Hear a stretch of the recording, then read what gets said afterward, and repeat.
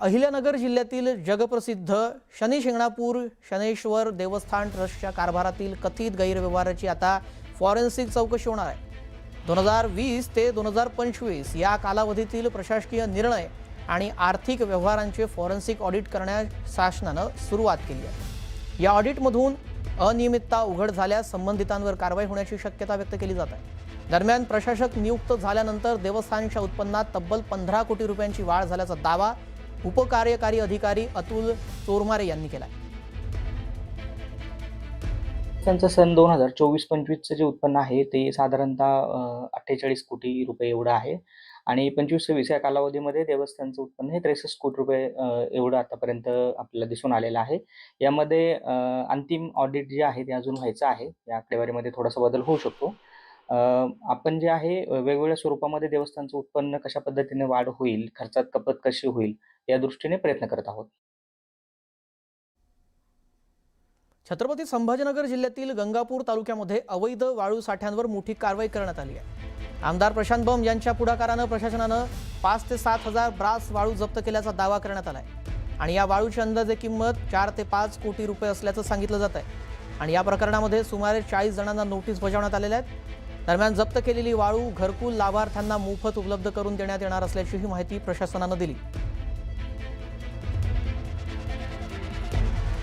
जिथे जिथे साठे आढळतील ते साठे जप्त करणं आणि त्याबरोबर ह्या साठ्यांसाठी ज्या लोकांनी साठे केले त्यांच्यावर आम्ही कायदेशीर कारवाई करणं। हे जे साठे आज आपल्याला सापडलेले आहेत या साठ्यांमध्ये यापूर्वीच आपण संबंधितांना कारणे दाखवा नोटीस देऊन खुलासा मागवलेला आहे। त्यांचा खुलासा प्राप्त होताच त्यांच्या जी मालमत्ता आहे आमच्या तालुक्यामध्ये किंवा इतर तालुक्यात असेल तर त्यावर बोजा टाकणं आणि जमीन महसुलाच्या प्रमाणे त्याची वसुली करणं आणि ते शासनाच्या तिजोरीत जमा करणं हे काम आम्ही हाती घेतलेलं आहे।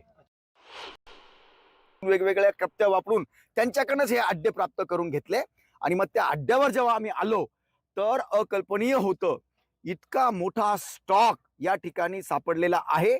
त्यात विषय काय होता की घरकुल जे आहेत गोरगरिबांचे त्यांना 5 ब्रास वाळू मोफत शासनाने कबूल केलेली आहे, पण ती द्यायला नव्हती, ऍक्च्युअली ती भेटत नव्हती, हायवा नव्हते आणि ही सगळी विदाऊट रॉयल्टीची आहे आणि म्हणून आमच्या मतदारसंघातला जवळपास 7,000 ब्रास वेगवेगळ्या ठिकाणचा स्टॉक आम्ही जप्त केलाय प्रशासनाच्या मदतीने आणि आज आम्ही आता जी घरकुलवाले आहेत त्यांना मोफत वाळूचं वितरण या ठिकाणी ठेवलेलं आहे। यानंतर पुढची बातमी पाहूया। बीड जिल्ह्यातील माजलगावमध्ये लोकशाहीर अण्णाभाऊ साठे जयंतीनिमित्त कार्यक्रमात झळकलेल्या भावी कॅबिनेट मंत्री DM साहेब या पोस्टरची जोरदार चर्चा सुरू आहे। या पोस्टरवर माजी मंत्री धनंजय मुंडे यांचा फोटो आहे। विशेष म्हणजे 2 दिवसांपूर्वी धनंजय मुंडे यांनी दिवस आपले येणार आहे त्यामुळे फिट राहावं असं वक्तव्य केलं होतं। त्यानंतर हे पोस्टर समोर आल्यानं राजकीय वर्तुळात चर्चांना उधाण आलं।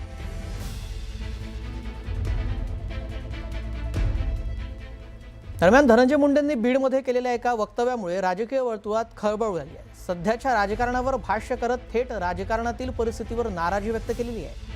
आज आपण पाहतोय की कशा पद्धतीचं राजकारण सुरू आहे। अशा राजकारणात माझ्यासारख्यालाही वाटतं की खरंच या जातीपातीच्या गलिच्छ राजकारणात राहावं की नाही राहावं। धनंजय मुंडेंच्या या वक्तव्यामुळे सर्वांच्याच भुवया उंचावल्या। बीडच्या माजलगावमध्ये लोकशाहीर अण्णाभाऊ साठे यांच्या सार्वजनिक जयंती कार्यक्रमात ते बोलत होते आणि त्यांनी हे विधान केलं।